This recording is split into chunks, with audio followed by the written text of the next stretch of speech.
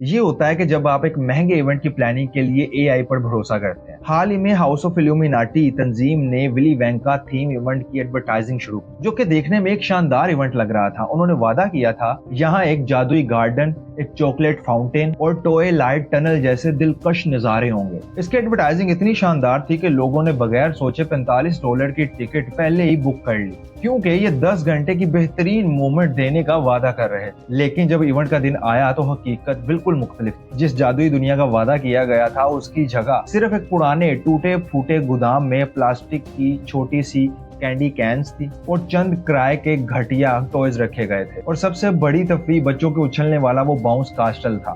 बाद में पता चला कि हाउस ऑफ इल्यूमिनाटी ने इवेंट के पैसे बचाने के लिए एआई का इस्तेमाल किया था। इनकी तमाम मार्केटिंग इमेजेस और यहाँ तक के कैरेक्टर्स के स्क्रिप्ट भी एआई ने लिखे थे। मुंतज़मीन के अकॉर्डिंग बहुत सी चीजें अभी टाइम पर नहीं पहुंची थी, तो इसलिए उन्होंने जबरदस्ती इवेंट को जारी रखने की कोशिश की। उन्होंने अवाम के शदीद रद्द अमल के बाद टिकट्स के पैसे वापस कर दिए।